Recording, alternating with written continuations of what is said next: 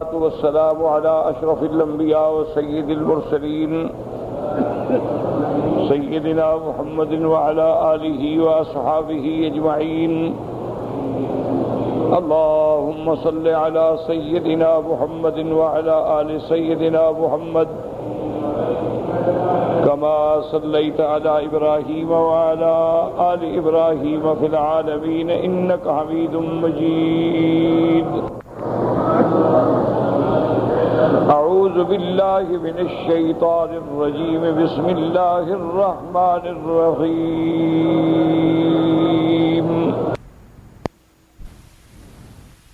إن هذا القرآن يقص على أكثر الذي هم فيه يختلفون وإنه لهدى ورحمة للمؤمنين.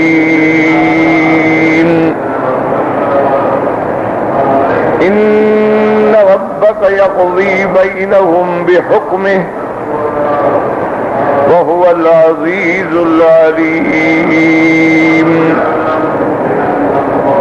فتوكل على الله إنك على الحق المبين. إنك لا تسمع الموتى ولا تسمع الصم الدعاء إذا ولوا مدبرين. وما أنت بهاد العمي عن ضلالتهم إن تسمع إلا من يؤمن بآياتنا فهم مسلمون.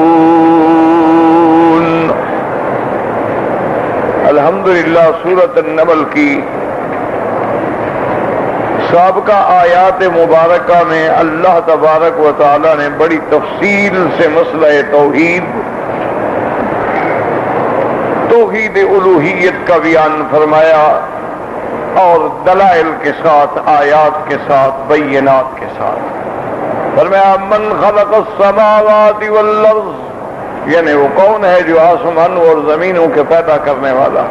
وَأَنزَلَ لَكُم مِّنَ السَّمَاءِ مَاءً فَأَنبَتْنَا بِهِ حَدَائِقَ ذَاتَ بَهْجَةٍ مَا كَانَ لَكُمْ أَن تُنبِتُوا شَجَرَهَا أَإِلَٰهٌ مَّعَ اللَّهِ بَلْ هُمْ قَوْمٌ يَعْدِلُونَ.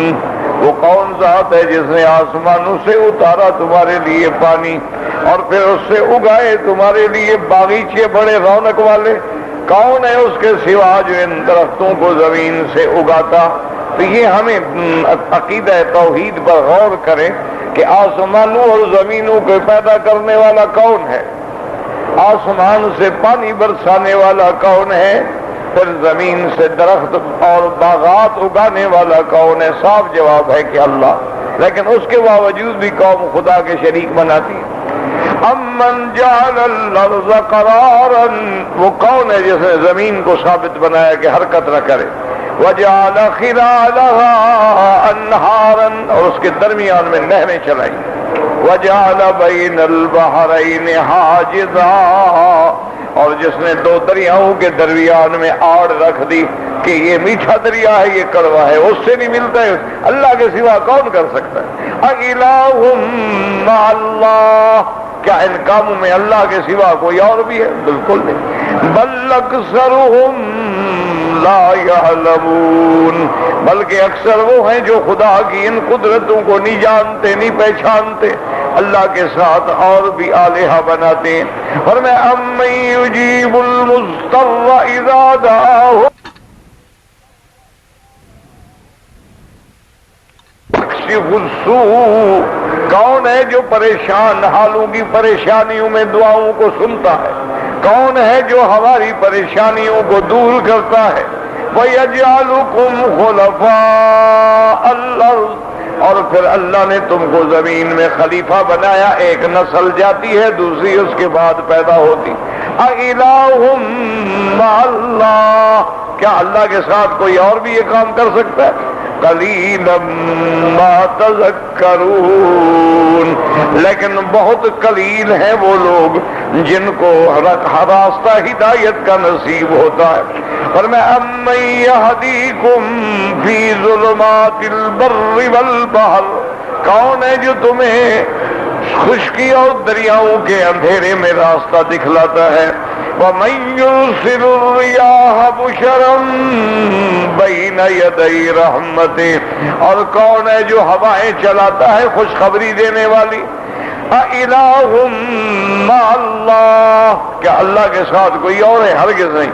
تعالی اللہ عما یشرکون، اللہ کی ذات بلند و بالا ہے ان چیزوں سے جو تم اللہ کے شریک بناتے ہو۔ کبھی درختوں کو پوجا کرتے ہو، کبھی حیوانوں کا پوجا کرتے ہو، کبھی قبروں پہ جھکتے ہو، کبھی انسانوں کو خدا بناتے ہو، کبھی اصنام و انداد کو خدا بناتے ہو۔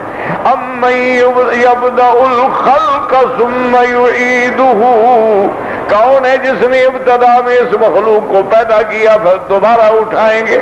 وَمَن يَرْزُقُكُم مِّنَ السَّمَاءِ وَالْأَرْضِ، اور کون ہے جو تم کو آسمانوں سے اور زمینوں سے روزی دیتا ہے؟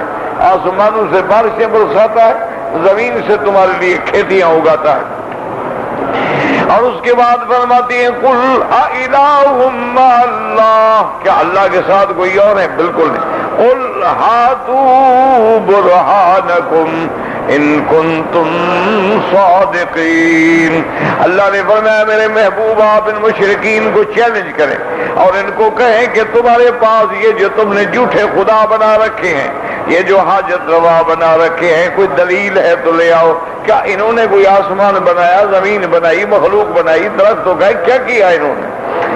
قُلْ لَا يَعْلَمُ مَن فِي السَّمَاوَاتِ وَالْأَرْضِ الْغَيْبَ إِلَّا اللَّهُ، اب اللہ نے مسئلہ سمجھ کہ آسمانوں اور زمین میں کوئی غیب جاننے والا نہیں۔ جب غیب جانتا نہیں تو روزی کون پہنچائے گا؟ اس کو کیا پتا کہاں بھوکا ہے؟ اس کو کیا پتا کہ غار کے اندر کیڑے بھوکے پڑے؟ اس کو کیا پتا سمندروں میں مچھلیوں کا کیا حال ہے؟ یہ تمام غیب جاننے والا اللہ کے سوا کوئی نہیں۔ وَمَا يَشْعُرُونَ أَيَّانَ يُبْعَثُونَ، اللہ نے فرمایا جن کو تم حاجت روا سمجھتے ہو، مشکل کشا سمجھتے ہو، وہ تو یہ بھی نہیں جانتے کہ قیامت کب ہوگی اور اب ہم کب اٹھائے جائیں گے۔ بَلِ ادَّارَكَ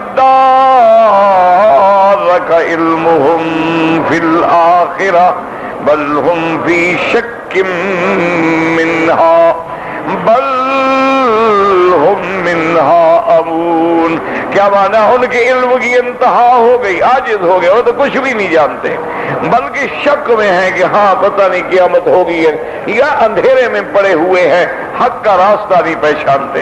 اب اللہ تبارک و تعالیٰ نے اس کے بعد اس بات توحید، اس بات علم غیب للہ تعالی سبحانہ کے بعد اب کافروں کے اشکالات ذکر کیے۔ وقال الذین کفروا اذا كنا ترابا وآباؤنا انا لمخرجون، کافر کہتے تھے کیا جب ہم مر جائیں گے، مٹی ہو جائیں گے، اور جو ہمارے باپ دادا مر گئے، مٹی ہو گئے، کیا ہم پھر نکالے جائیں؟ کیسے ہو سکتا ہے؟ اگر نکالنا ہوتا تو ہمارے باپ دادا کوئی تو واپس آتا، آج تک کوئی واپس نہیں آیا۔ لَقَدْ وُعِدْنَا هَذَا نَحْنُ وَآبَاؤُنَا مِنْ قَبْلُ إِنْ هَذَا إِلَّا أَسَاطِيرُ الْأَوَّلِينَ، کافر کہتے ہیں نئی بات نہیں ہے، اسی طرح ہر پیغمبر کہتا آیا ہے کہ ہم مرنے کے بعد اٹھیں گے، قیامت قائم ہوگی، لیکن آج تک تو نہیں ہوئی۔ بس معلوم ہوتا ہے یہ وہی پرانی قصے کہانیاں ہیں، حقیقت کوئی نہیں ہے۔ مر گئے، مٹی میں مل گئے، دوبارہ ہم نہیں اٹھیں گے۔ اللہ نے فرمایا میرے محبوب آپ ان کو حکم دیں، قُلْ سِیرُوا فِی الْأَرْضِ فَانظُرُوا کَیْفَ کَانَ عَاقِبَةُ الْمُجْرِمِینَ، آپ ان کو حکم دیں کہ زمین میں چلیں اور جا کے اقوام سالفہ، اقوام امم حالکہ بعدہ کی زندگیوں پہ نظر ڈالیں کہ جب انہوں نے اللہ کے رسولوں کی تکذیب کی تو اللہ نے ان کو کیسے ہلاک کر ڈالا۔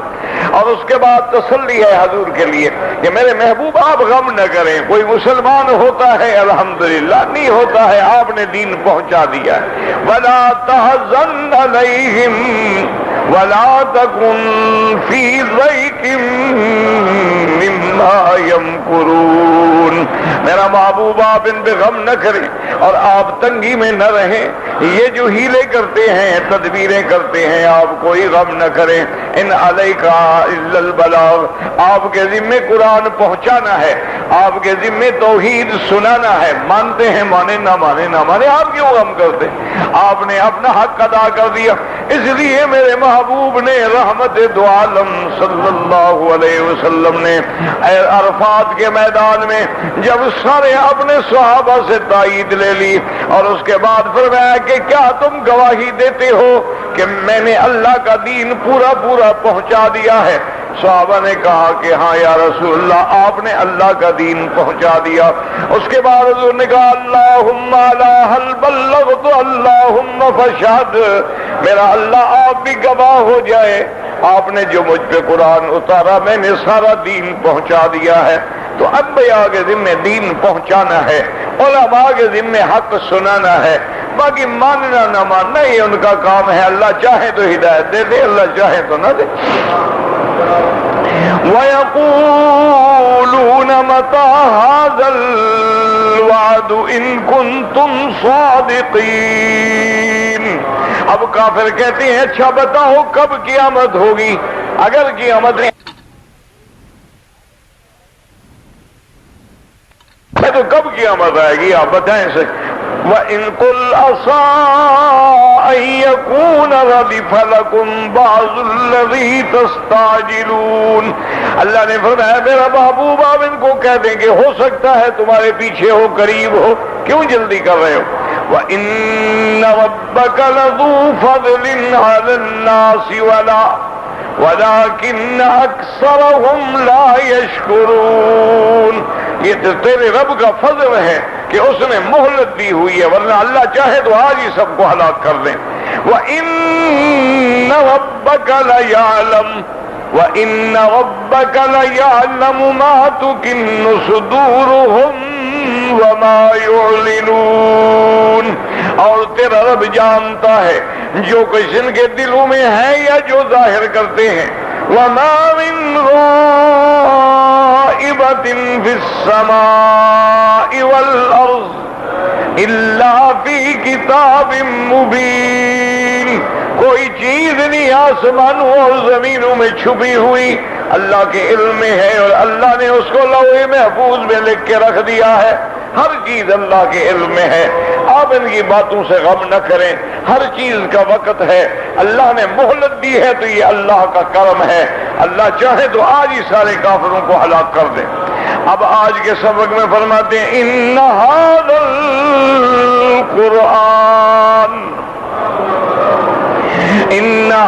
القرآن يقص على بني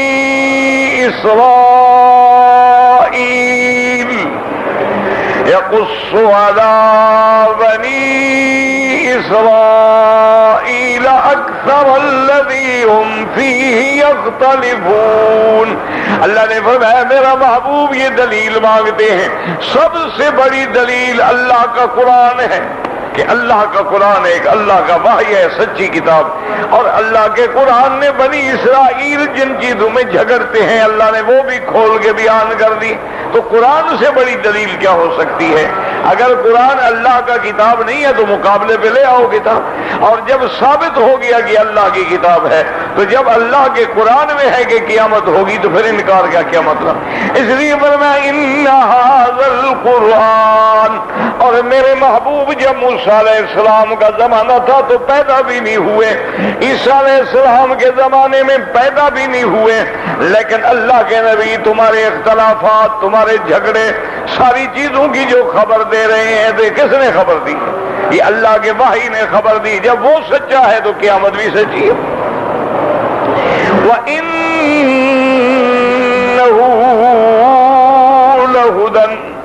وَإِنَّهُ لَهُدًى وَرَحْمَةٌ لِّلْمُؤْمِنِينَ. اور قرآن جو ہے وہ ہدایت ہے، قرآن جو ہے وہ رحمت ہے، لیکن ان کے لیے جو ایمان لے آئیں گے. جو آدمی دوا کرانا ہی نہ چاہے، نسخہ لکھ کے پڑھے ہی نہ، جیب میں رکھ لے، تو کیا فائدہ ہوگا؟ اگر قرآن پہ ایمان لے آؤ تو قرآن ہدایت دینے والا ہے، اللہ کا قرآن رحمت ہے. اور اس کے بعد فرماتے اِنَّ رَبَّكَ يَقْضِي بَيْنَهُمْ بِحُكْمِهِ. اور میرا محبوب تیرا رب ان کے درمیان میں اپنی حکومت سے، اقتدار سے فیصلہ فرمائیں گے. وَهُوَ الْعَزِيزُ الْعَلِيمُ. اور وہ غالب بھی ہے، علم والے بھی ہیں. آپ غم نہ کریں. فَتَوَكَّلْ عَلَى اللَّهِ. آپ ہر بات میں اللہ پہ آسرا کریں. إِنَّكَ عَلَى الْحَقِّ الْمُبِينِ. آپ حق پر بھی ہیں، حق بھی ایسا جو روشن ہے. تو آپ اپنے اللہ پہ توکل کریں. آپ کافروں کی مخالفتوں کا غم نہ کریں، آپ ان کے جھٹلانے کا غم نہ کریں، آپ ان کی تکذیب کا کوئی فکر نہ کریں. إِنَّكَ لَا تُسْمِعُ الْمَوْتَى وَلَا تُسْمِعُ الصُّمَّ الدُّعَاءَ إِذَا وَلَّوْا مُدْبِرِينَ. وَمَا أَنْتَ بِهَادِي الْأُمِيِّ عَنْ ضَلَالَتِهِمْ إِن تُسْمِعُ إِلَّا مَن يُؤْمِنُ بِآيَاتِنَا فَهُمْ مُسْلِمُونَ. یاد رکھو یہاں اللہ نے 3 چیزیں بیان کی ہیں. پہلی چیز کیا ہے کہ إِنَّكَ لَا تُسْمِعُ الْمَوْتَى. آپ نہیں سنا سکتے ہیں مردوں کو.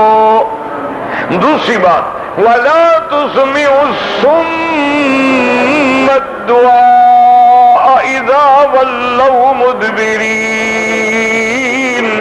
اور آپ نہیں سنا سکتے اس بہرے کو جو پیٹھ دے کے پھیر کے چل پڑے، اس کو بھی نہیں سنا سکتے. وَمَا أَنْتَ بِهَادِ الْأُمِيِّ عَنْ ضَلَالَتِهِمْ.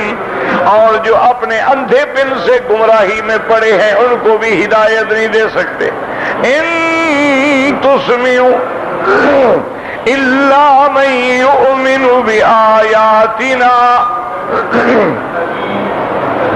إِن تُسْمِعُ إِلَّا مَن يُؤْمِنُ بِآيَاتِنَا فَهُمْ مُسْلِمُونَ. آپ تو اس کو سنا سکتے ہیں جو ایمان لائے ان آیات پہ اور ہو وہ اللہ کے آگے جھکنے والا. تو یاد رکھیں یہاں 3 چیزیں ہیں. ایک تو اللہ نے فرمایا کہ آپ مردوں کو نہیں سنا سکتے، اور دوسری بات یہ ہے کہ بندہ بہرا بھی ہو اور جا بھی پیٹھ دے کے رہا ہو، یعنی سامنے ہو تو کوئی اشارہ بھی سمجھ لے، وہ تو پیٹھ دے کے جا رہا ہے. بہرا بھی ہے اور جا بھی پیٹھ دے کے رہا ہے، اس کو بھی آپ نہیں سنا سکتے. اور جو اندھا ہے اور گمراہی کے اندھیروں میں ڈوب گیا ہے، آپ اس کو بھی ہدایت نہیں دے سکتے. یہ 3 چیزیں آپ تو ان کو سنا سکتے ہیں جو ایمان والے ہیں، جو اپنے آپ کو اللہ کی اطاعت کے سپرد کرتے ہیں، ان کو آپ سنا سکتے ہیں. ان آیات مبارکہ میں یاد رکھو، سب سے پہلی بات تو یاد رکھو، یہ جو آج کل جھگڑا ہے نا کہ مردے سنتے ہیں یا نہیں سنتے، یہ مسئلہ جو ہے صحابہ کرام کے زمانے سے اختلافی مسئلہ ہے. بعض صحابہ کرام رضوان اللہ علیہم اجمعین اس بات کے قائل ہیں کہ مردے نہیں سنتے. جن کے سر خیر اور سربراہ جو ہے سیدہ عائشہ صدیقہ ہے رضی اللہ تعالی عنہا، وہ کہتی ہیں کہ مردے نہیں سنتے. اور بعض صحابہ کرام جن کے سربراہ حضرت سیدنا عبداللہ ابن عمر ہیں اور صحابہ ہیں، وہ کہتے ہیں مردے سنتے. تو ایک بات ہمیشہ یاد رکھیں کہ جو مسئلہ صحابہ کرام کے زمانے سے بھی اختلافی ہو، اس میں بلا وجہ جنگ و جدل کرنا، سر پھٹول کرنا، ایک دوسرے پہ فتوے لگانا، ایک دوسرے پہ توپ کے گولے چھوڑنا، یہ بڑی کم عقلی والی بات ہے۔ اس کی وجہ یہ ہے کہ مثلا اگر تم نہ سننے کی مخالفت کرو گے صحابہ بھی تو زد میں آئیں گے، اگر تم سننے والوں کی حق میں دلائل دو گے تو دوسرے صحابہ بھی تو زد میں آئیں گے۔ اس لیے وہاں قاعدہ یہ ہوتا ہے کہ جو جس مسلک پہ ہے الحمدللہ، باقی یہ رہنا کہ ان آیات میں اللہ نے فرمایا ہے لہذا یہ دلیل ہے کہ مردے نہیں سنتے، تو یہ بات حجت نہیں ہے۔ یہاں جو لفظ ہے اللہ نے فرمایا انک لا تسمع الموتى، آپ مردوں کو نہیں سنا سکتے، یہ نہیں کہ وہ نہیں سنتے۔ ایک ہے کہ اللہ فرما دیتے کہ مردے نہیں سنتے، ایک ہے کہ آپ نہیں سنا، بات کو سمجھیں کہ آپ ان کو سنا نہیں سکتے ہیں۔ اور یہاں سنانے کا معنی کیا ہے؟ یعنی وہ سنانا جو ان کو نفع پہنچائے، یعنی آپ ان کو سنائیں وہ مسلمان ہو جائیں۔ اس لیے آگے اللہ نے فرما دیا آپ صرف ان کو سنا سکتے ہیں، تو معلوم ہوا یہاں مردوں کی تو بات ہی نہیں ہے۔ آپ نے فرمایا کہ آپ ان کو نہیں سنا سکتے ہیں، کیا معنی؟ مثلا ورنہ حضور ابو جہل کو قرآن سناتے رہے کہ نہیں سناتے رہے؟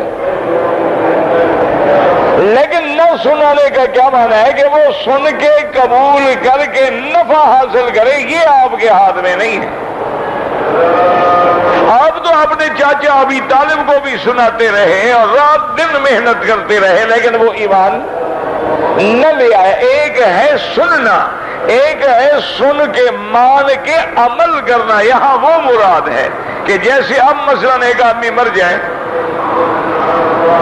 اس کو ہم سنا بھی دیں، وہ سن بھی لے، لیکن عمل تو نہیں کر سکتا، بات ختم ہوگی۔ عمل تو دنیا میں تھا، مرنے کے بعد تو کوئی عمل نہیں۔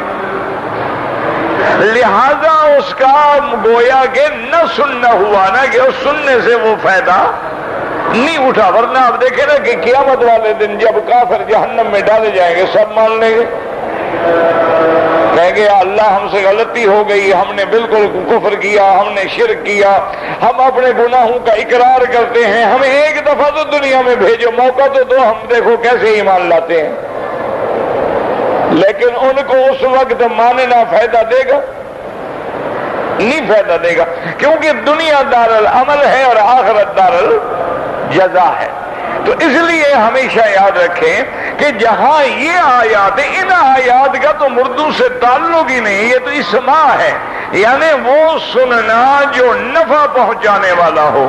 مطلق سننے کی تو بات ہی نہیں ہو رہی۔ ایک ہوتا ہے سماع، ایک ہوتا ہے اسماع۔ سماع مانا سننا، اسماع مانا سن کے مان کے عمل کر کے نفع اٹھانا۔ تو لہذا یہاں اللہ نے فرما دیا، تو اس لیے ہمیشہ یاد رکھیں۔ اچھا یہ بھی قاعدہ ہے کہ اگر اللہ چاہے تو نہ سنوائیں، اچھا اللہ چاہے تو زندوں کو بھی نہ سنوائیں۔ اللہ تبارک و تعالیٰ چاہے تو کتنے لوگ ہیں جن کے سامنے اللہ کے نبی قرآن پڑھتے رہے نہیں سنا۔ تو اس میں تو کوئی شک نہیں ہے، کوئی شبہ نہیں، لیکن دوسری بھی تو آیات ہے جس میں اللہ نے فرمایا کہ شہداء جو ہیں وہ زندہ ہیں۔ دوسری بھی آیات ہیں جن کے بارے میں یہ ثابت ہوتا ہے کہ اللہ نے فرما دیا کہ شہداء کے ارواح جو ہیں وہ پرندوں کے اندر ہیں اور جنت میں چرتے ہیں، کھاتے ہیں، پیتے ہیں، تو وہاں سے ان کی زندگی معلوم ہوتی۔ اسی طرح حدیث میں ہے کہ حضور نے فرمایا کہ ان دو قبر والوں پہ عذاب ہو رہا ہے، اگر روح ہی نہیں ہے تو عذاب کس پہ ہو رہا ہے؟ اسی طرح طرح حضور پاک نے فرمایا کہ جب بندہ مر جاتا ہے تو دو فرشتے آ کے پوچھتے ہیں کہ من ربک، تیرا رب کون؟ ما دینک، تیرا دین کیا؟ ما تقول فی حق هذا الرجل الذی بعث فیکم، وہ بندہ جو تمہارے اندر نبی بنا کے بھیجا گیا ان میں تمہارا کیا عقیدہ ہے؟ تو اگر روح ہی نہیں ہے تو کس سے پوچھا جاتا ہے؟ سوال جواب پھر کس سے ہوتا ہے؟ اس کا مطلب تو یہ ہوا کہ پھر سوال جواب بھی ختم، عذاب بھی ختم، نعیم بھی ختم۔ اسی طرح ایک حدیث مبارک میں آتا ہے جس کو حافظ ابن کثیر نے بھی ذکر کیا ہے اور محدثین نے بھی، اور انہوں نے کہا ہے کہ سند بھی صحیح ہے کہ جب کوئی بندہ کسی ایسے مردے کے قریب قبر سے گزرتا ہے جس کو وہ دنیا میں جانتا تھا اور اس کو جب سلام کرتا ہے تو اللہ اس کو روح لوٹاتے ہیں اور وہ جواب دیتا ہے۔ تو اس لیے ہمیشہ یاد رکھیں کہ اس مسئلے میں کسی قسم کی جنگ و جدال کرنے کی ضرورت نہیں ہے، کسی قسم کے ایک دوسرے پہ فتوے اور کفر کی مشینیں چلانے کی ضرورت نہیں ہے۔ جہاں سننا ثابت ہے الحمدللہ، جہاں جہاں سننا ثابت نہیں ہے الحمدللہ، جتنا قرآن و حدیث سے معلوم ہوتا ہے اس حد میں رہیں، نہ آگے بڑھیں نہ پیچھے ہٹیں۔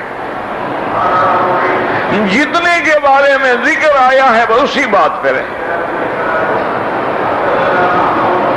اب میرے محبوب رحمت دو عالم صلی اللہ علیہ وسلم میدان بدر میں جب کفار مارے گئے اور ان کو گھسیٹ کے وہاں کنویں میں ڈال دیا گیا تو حضور کنویں پہ تشریف لائے اور فرمایا حل وجدتم ما وعد ربکم، او کافرو اللہ کا وعدہ سچا ہو گیا کہ نہیں ہوا؟ تو ایک صحابی نے کہا حضور یہ کافر ہیں، مر گئے، کنویں میں پڑے ہیں، گل گئے، ان کو آپ سنا رہے ہیں۔ ہم نے فرمایا تم سے بھی زیادہ سن رہے ہیں، حالانکہ وہ کافر ہیں۔ تو اس لیے مہربانی کر کے ان مسائل میں جھگڑا نہ کیا کریں۔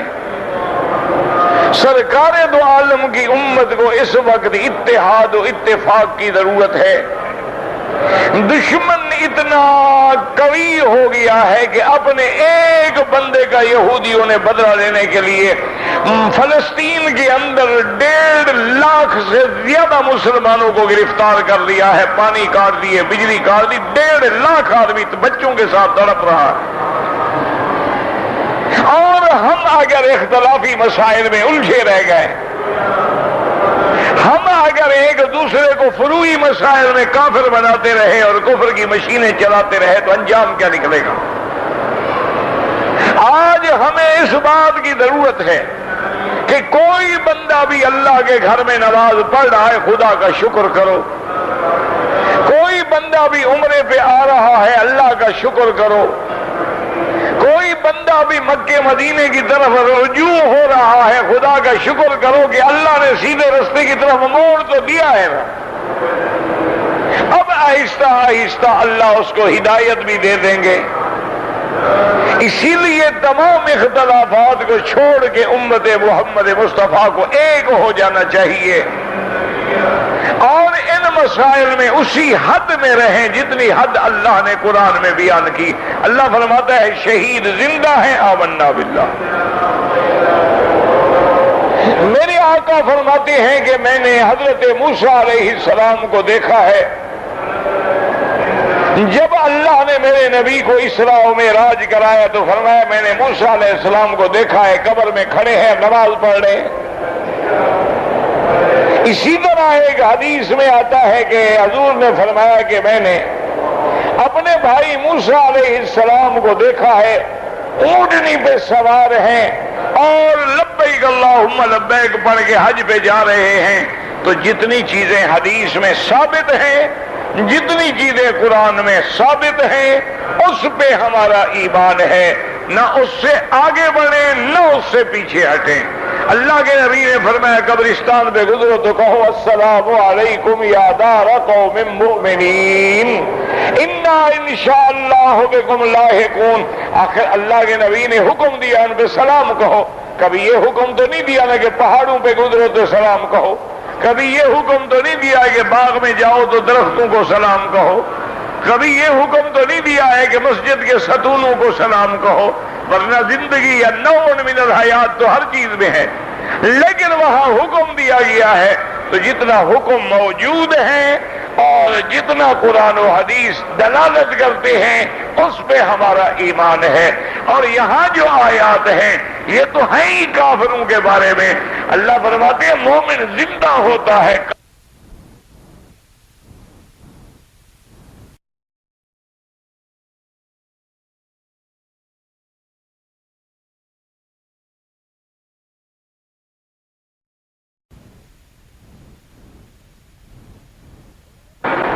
یہ تھوڑا ہے کہ تم سلام پھیر دو.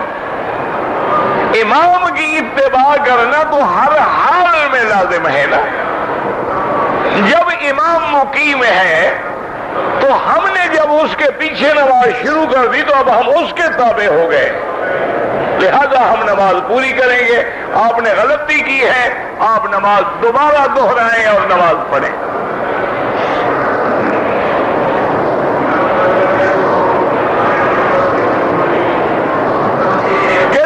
جب امام صاحب جنازہ پڑھاتے ہیں تو جب وہ تکبیر کہتے ہیں اللہ اکبر تو ہمیں ہاتھ اٹھانے چاہیے یا نہیں اٹھانے چاہیے؟ یہ بھی فروعی مسئلہ ہے, کوئی جھگڑے والا مسئلہ ہے ہی نہیں. امام ابو حنیفہ رحمت اللہ علیہ فرماتے ہیں کہ صرف پہلی تکبیر میں ہاتھ اٹھائیں گے, بعد میں نہیں اٹھائیں گے. اور حنابلہ کے نزدیک امام احمد ابن حنبل رحمت اللہ علیہ کے نزدیک ہر تکبیر پہ ہاتھ اٹھایا جائے گا, کوئی مسئلہ نہیں. اعلیٰ اولا کی بات ہے, کوئی کفر اسلام کی جنگ نہیں ہے. جو اٹھاتے ہیں اللہ قبول فرمائے, نہیں اٹھاتے ہیں اللہ قبول فرمائے. یہ کوئی لڑائی کے تو مسئلے ہیں ہی نہیں. یہ تو ہم نے لڑائیاں بنا ڈالی ہیں.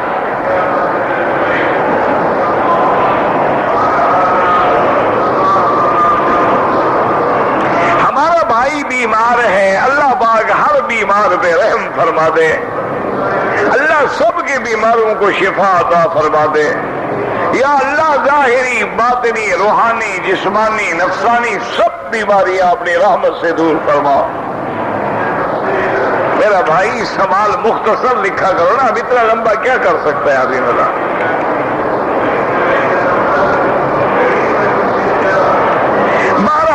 بچہ بیمار ہے, اللہ شفا عطا فرمائے. اللہم مذہب الباس رب الناس اشف انت شافی لا شفاء الا شفاؤک شفاؤک لا یغادر سقما. یاد رکھو تمہارے پاس تو شفا کے خزانے ہیں, لیکن شرط یہ ہے کہ ایمان ہو. تمہارے پاس تو شفا کے خزانے موجود ہیں. یعنی آپ حیران ہوں گے کہ آپ کے ملک میں ہی پتہ نہیں کراچی ہے یا کس جگہ ہے, ایک پرائیویٹ ہسپتال ہے, نام میں نہیں جانتا. وہاں جو ڈاکٹر ہیں جو علاج کرتے ہیں, علاج کے ساتھ انہوں نے یہ اہتمام کیا ہے کہ ہر مریض کے لیے وہ ٹیپ ریکارڈر لگاتے ہیں, ہیڈ فون لگاتے ہیں اور ان کو اللہ کے قرآن کی سورۃ الرحمن سناتے ہیں صبح و شام. اب اللہ کی شان یہ ہے کہ وہاں جتنی بری سے بری مرض کا مریض بھی آتا ہے وہ ٹھیک ہو جاتا ہے.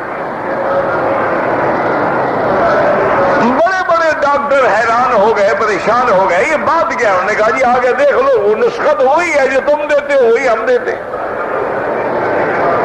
انجیکشن بھی وہی ہے جو تم لگاتے ہو اور ہم لگاتے ہیں. لیکن ہمارے والدین سے ایک سلسلہ چلا رہا ہے کہ ہر مریض کو قرآن بھی سناؤ, اور اس انداز میں سناؤ کہ مریض جو ہے وہ سن نہیں سکتا, پڑھ نہیں سکتا, تو ہیڈ فون لگا دو تاکہ دوسرے مریض بھی ڈسٹرب نہ ہو اور وہ آرام سے ایک ایک لفظ جو ہے اس کے کانوں میں داخل ہو۔ تو اللہ تبارک و تعالیٰ کی رحمت سے آپ کے پاس اللہ کا قرآن ہے۔ اللہ کے قرآن میں سورۃ فاتحہ ہے، اللہ کے قرآن میں آیت الکرسی ہے، اللہ کے قرآن میں سورۃ البقرہ کی آخری آیات ہیں، اللہ کے قرآن میں سورۃ الحشر کی آخری آیات ہیں، اللہ کے قرآن میں 4 قل ہیں، قل یا ایھا الکافرون، قل هو اللہ احد، قل اعوذ برب الفلق، قل اعوذ برب الناس۔ یہ شفا کے خزانے ہیں، شرط یہ ہے کہ تمہارا یقین کامل ہو اللہ پہ۔ دیکھو کیسے شفا ہوتی ہے۔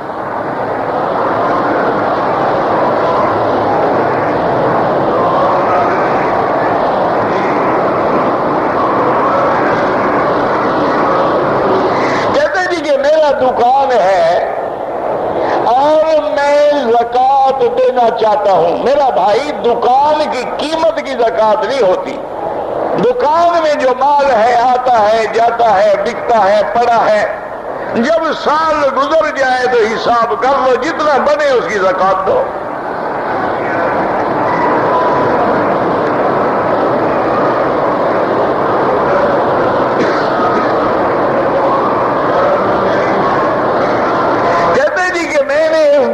حج افراد کیا ہے، میری طبیعت خراب ہو گئی، میں 11 کی کنکریاں نہیں مار سکا،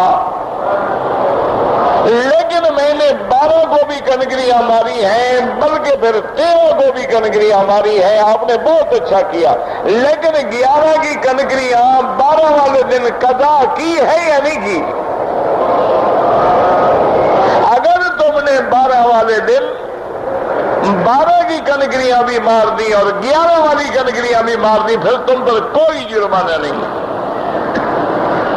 اور اگر تم نے ایک دن کی کنکریاں چھوڑ دی ہیں، 12 کو بھی ماری، 10 کو بھی ماری، 13 کو بھی ماری، لیکن 11 کو نہیں ماری، تو ایک بکری دم پڑ گئی۔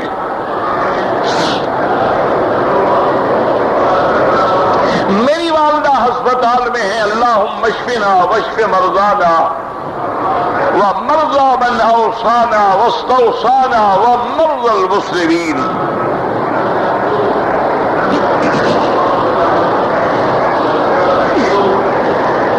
کہتے جی کہ ہمارے ہاں لوگ کہتے ہیں کہ اس بچے کو مثلا نظر لگ گئی ہے، بالکل نظر لگتی ہے، نظر حق ہے۔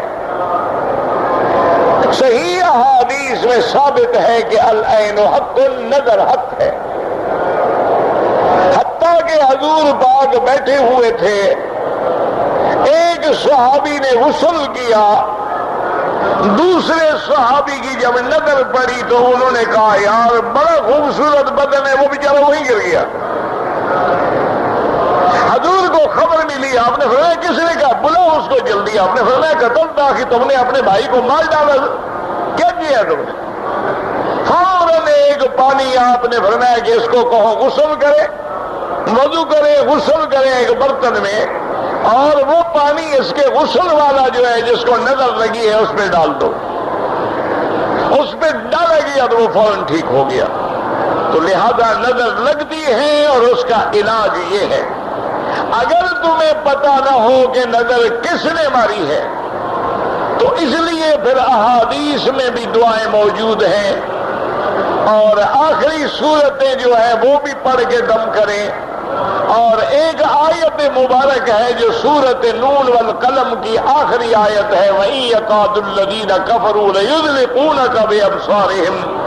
یہ آخر قرآن تک پڑھ کے بچوں پہ بار بار ہاتھ پھیریں، دم کریں، انشاءاللہ نظر کا اثر چلا جائے گا۔ نظر لگتی ہے، ہر چیز کو لگتی ہے، مال میں بھی، اولاد میں بھی، دولت میں بھی، صحت میں بھی، جوانی میں بھی نظر لگتی ہے بالکل۔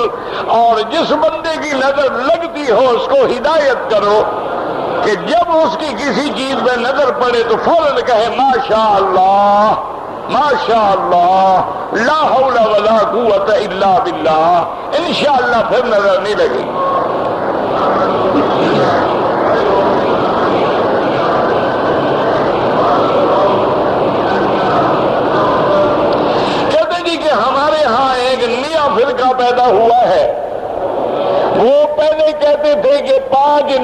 کی ضرورت نہیں، 2 کافی ہے۔ اب کہتے ہیں نمازوں کی ضرورت ہی نہیں ہے۔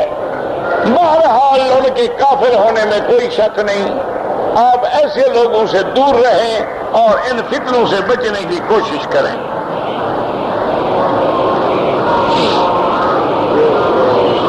طواف آپ اپنے لیے کیا کریں، جب کر لیں تو پھر جس کے لیے چاہیں دعا کر دیا کریں۔ حرم شریف سے قرآن پڑھنے کے لیے حرم میں تو لے جا سکتے ہیں، اپنے ملک میں نہیں لے جا سکتے، کیونکہ یہ وقف حرم ہے، یہ وقف مسجد الحرام ہے، اس کا لے جانا منع ہے۔ اب میرا بھائی اب دیکھو اتنی تفصیل میں کیسے پڑھوں گا۔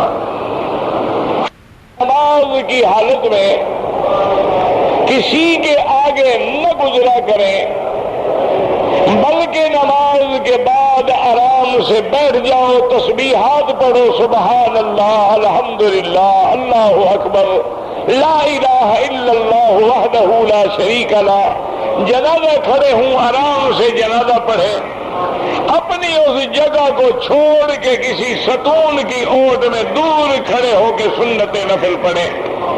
نہ تمہاری نماز خراب ہوگی اور نہ تم دوسروں کی نماز خراب کرو گے۔ اگر مجبوراً گزرنا پڑے، اللہ کا حرم ہے، مخلوق زیادہ ہے، بندوں نے نکلنا ہے، تو سجدے والی جگہ پہ پاؤں نہ آئے، سجدے والی جگہ سے ہٹ کے گزر جائیں تو انشاءاللہ گناہ نہیں ہوگا، لیکن کوشش کریں کہ نہ گزریں۔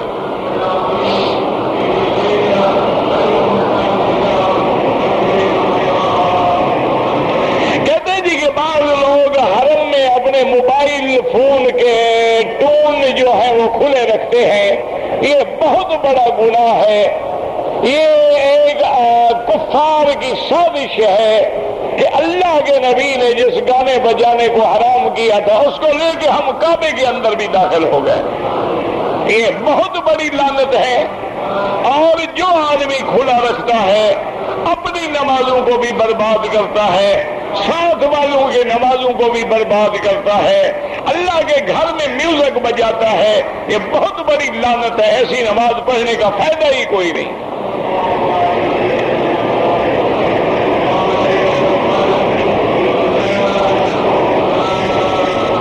کہتے جی کہ یہاں پر بعض نوجوان لڑکیاں بالکل بالغ یا قریب البلوغ ہے، جین کی تنگ پینٹیں پہن کے کعبے میں طواف کرتی ہیں۔ میرا بھائی دعا کرو اللہ ان کے ماں باپ کو، بھائی بہنوں کو غیرت دے اور حیا دے۔ اگر بھائی باغیرت ہو تو بہن کو اس لباس میں نہیں دیکھ سکتا، اگر خاوند غیور ہے تو بیوی کو اس لباس میں نہیں دیکھ سکتا کہ عورت نے جین پہنی ہوئی ہو اور ہر عضو الگ الگ نظر آ رہا ہو، اس سے بڑی لعنت کیا ہوگی۔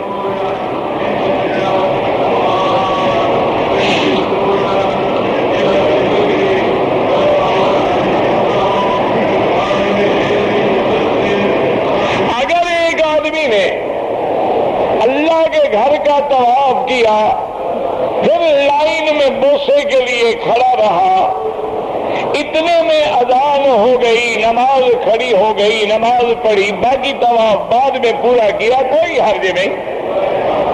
لیکن افضل یہ ہے، سن لو، کہ اگر ایک چکر تھا یا 2 چکر تھے تو دوبارہ ابتدا سے طواف شروع کرے، اور اگر 3-4 چکر کر لیے تھے تو جہاں چھوڑا ہے وہاں سے شروع کرے۔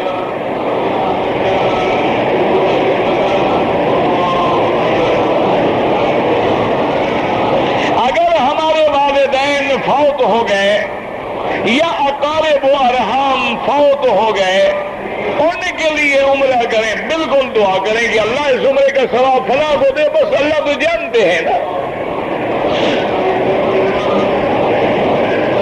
اگر کوئی آدمی عمرے پہ آیا، طواف الوداع نہیں کیا، اپنے ملک میں چلا گیا ہے، اس پہ کوئی جرمانہ نہیں۔ اگر حج پہ آیا، طواف الوداع نہیں کیا، بغیر عذر کے، تو ایک بکری دم دینی ہوگی۔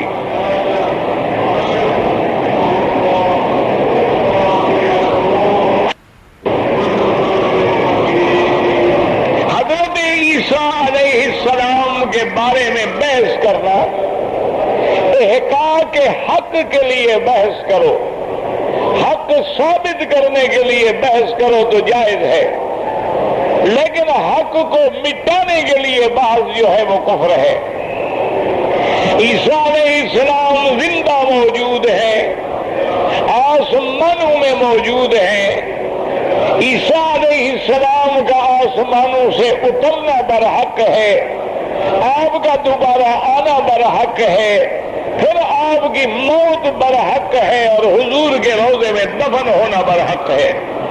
جہاں تک مرزائیوں سے قادیانیوں سے مناظرے کا تعلق ہے، ہر آدمی نہ الجھا کرے، جو علماء اس فن کو جانتے ہیں ان کو لے جائیں ساتھ، پھر دیکھیں انشاءاللہ قادیانی ایک منٹ بھی نہیں ٹکے گا۔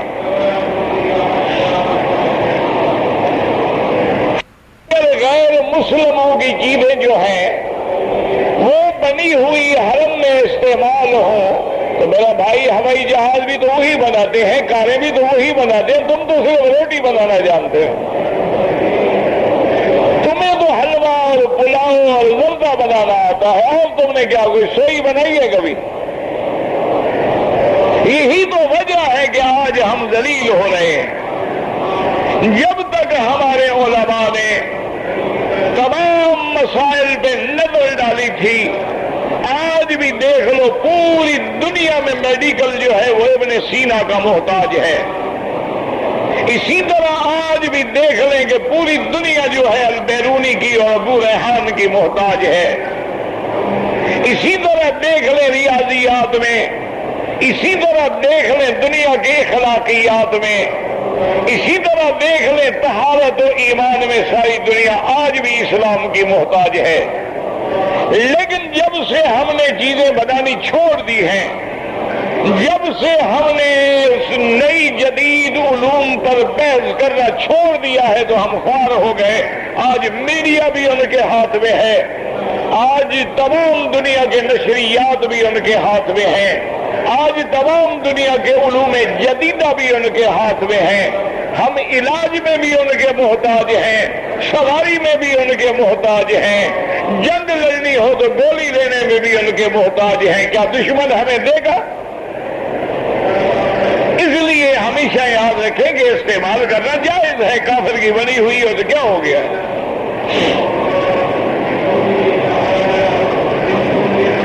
کہتے جی کہ اگر دادا زندہ ہے، باپ مر گیا ہے، اب پوتے کو حصہ ملے گا نہیں، کیونکہ پوتے کے چینل میں جائیداد پہنچی ہی نہیں۔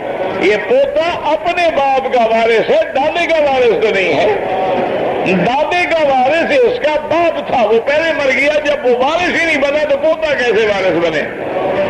ہاں اگر دادا چاہے مہربانی کرتے ہوئے دے دے، اس کی مرضی ہے۔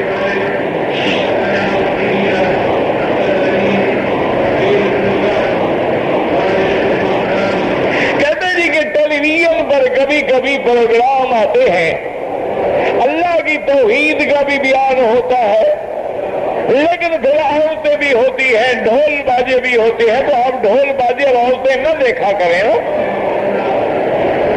آپ کو کس نے کہا ہے کہ آپ ڈھول باجے ضرور دیکھیں تب توحید سمجھ آئے گی؟ توحید کا ڈھول باجے سے کیا تعلق ہے؟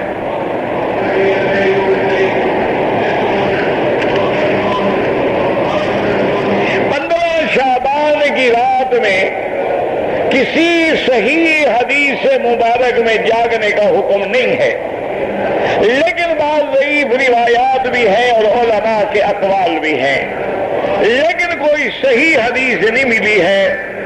اور آج تو ہم جس دور میں گزر رہے ہیں، دعا کرو اللہ ہمارا رخ دین کی طرف موڑے، کسی شکل میں بھی موڑے۔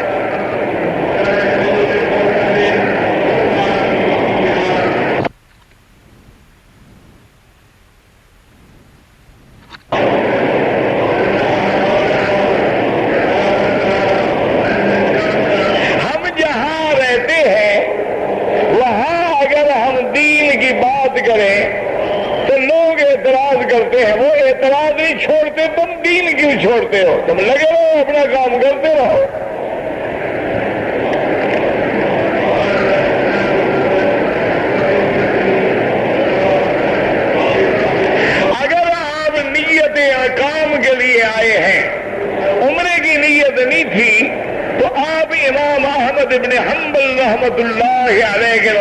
دم سے بچ جائیں گے. لیکن امام ابو حنیفہ رحمۃ اللہ علیہ فرماتے ہیں کام کے لیے آؤ یا عمرے کے لیے آؤ، جب میقات پہ آؤ احرام باندھو.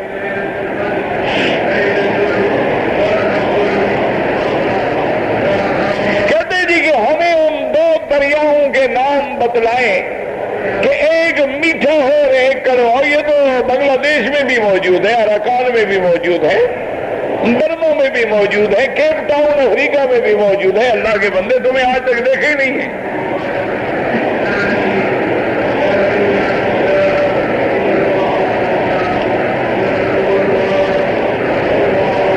نماز جمعہ کی دونوں اذانیں جو ہوتی ہے ہمیں جواب دینا ہے، بالکل دینا ہے.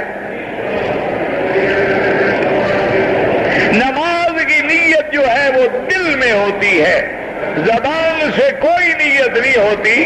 زبان سے استحضار ہوتا ہے کہ ہمیں یاد آ جائے ہم کیا پڑھ رہے ہیں.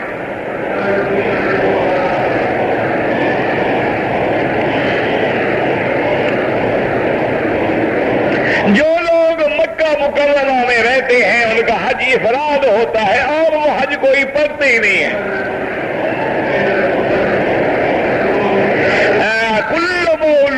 یولد علی الفطرۃ، فطرہ مانا دین حق، سیدھے رستے پہ. یعنی اس کو کوئی ماں باپ نہ ملے تو وہ توحید کا قائل ہوگا.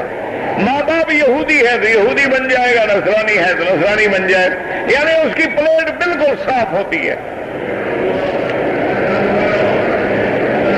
میرا نام عتیق الرحمان ہے، یہ نام درست ہے؟ ہاں درست ہے.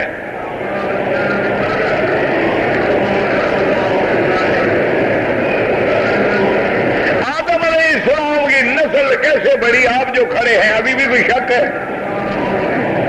آپ کوئی جنوں سے نکلے ہیں یا آدم سے؟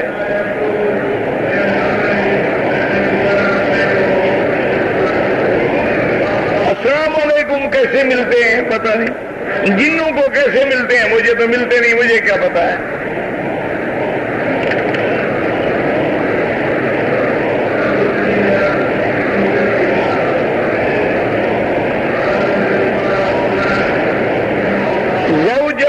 میں نے کہا زوجت پہ کوئی فرق نہیں پڑتا، تمہاری نیت بھی نکاح تھی، قاضی بھی نکاح کر رہا تھا، کاف نہیں نکلا تو بیوی نہیں بھاگتی، کوئی فرق نہیں پڑتا. تم بھی نکاح قبول کر رہے تھے نا کلثوم کا، وہ بھی وہی قبول کر رہا تھا، ہو گیا بس ختم. اب کاف ادا ہوا تھا کہ نہیں ہوا تھا تم قاری ہو گیا قرات پڑھنے گئے تھے. ایک آدمی گیا نا تو رشتہ مانگنے کے لیے، تو انہوں نے کہا کہ جناب میری بیٹی جو ہے نا وہ ڈبل ایم اے ہے اور کمپیوٹر میں اس نے فلاں ڈگری لی ہے. اس نے کہا جناب میں بیٹے کے لیے بیوی ڈھونڈ رہا ہوں، میں نے فیکٹری میں مینیجر نہیں رکھنا، مجھے تو بیٹے کے لیے بیوی چاہیے، تو میں مینیجر ڈھونڈنے تو نہیں آیا، مجھے کمپیوٹر اور ڈگریاں بتا رہے ہیں.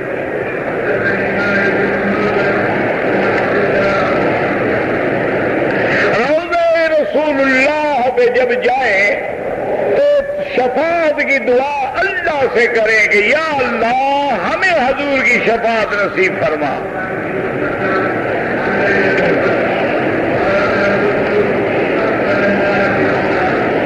نماز کے سجدوں کے علاوہ اور اگر ویسے ہم نے سجدہ کیا عاجزی کے لیے اور اللہ سے اپنی زبان میں دعا مانگی انشاءاللہ کوئی نہیں، لیکن اصل سجدہ وہ ہے جو نمازوں میں ہوتا ہے.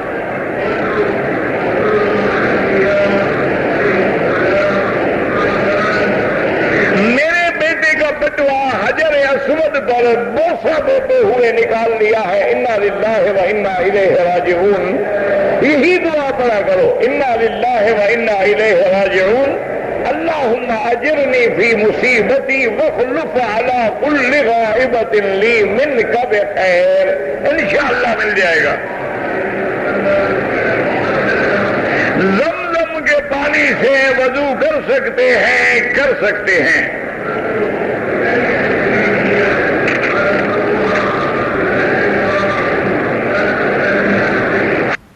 اگر آپ نے اپنی جائیداد زندگی میں تقسیم کرنی ہے تو جس شہر میں رہتے ہیں وہاں کسی مفتی کی خدمت میں جا کر ان کو بتائیں کہ میری بیوی ہے، بچے ہیں، بچیاں ہیں، یہ جائیداد ہے، وہ آپ کو مسئلہ میراث شرعی کے مطابق حصص نکال کے دے دیں گے، ان کے مطابق آپ تقسیم کر دیں۔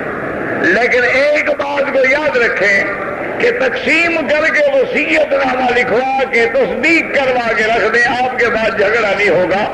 زندگی میں اولاد کو دے دیا تو انشاءاللہ آپ سڑک پہ ہوں گے، یہ خیال رکھنا۔ اگر آپ نے اپنی زندگی میں ان کو انتقال کر دیا نا تو آپ تیاری کر لیں انشاءاللہ فٹ پاتھ پہ رہنے کی۔ آپ وصیت نامہ بنوائیں، گواہ بنائیں، تصدیق کرائیں، جمع کرا دیں گے میری موت کے بعد یہ اسلام کا حکم ہے تقسیم کی جائے۔ آخر اللہ نے جو قاعدہ بنایا ہے کہ جائیداد مرنے کے بعد تقسیم ہو تو کوئی حکمت تو ہے نا، ورنہ اللہ یہ بھی تو حکم دے دیتے نا کہ ہر بندہ زندگی میں دے دے۔ جن جن لوگوں نے اپنی اولاد کو دیا ہے اللہ کی رحمت ہے، آج کل وہ باہر سڑک پہ پھرتے ہیں، ہے کہ سلام کرتے ہیں، ورنہ وہ کہیں جاؤ جلدی بڑے جان چھوڑے۔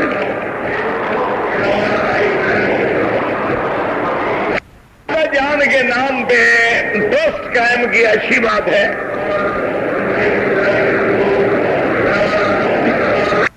جو آپ کی ذمہ داری ہے آپ نے اپنی زکوٰۃ کی ذمہ داری ادا کریں، کوئی رشتہ دار ادا نہیں کرتا، اس کے لیے دعا کریں۔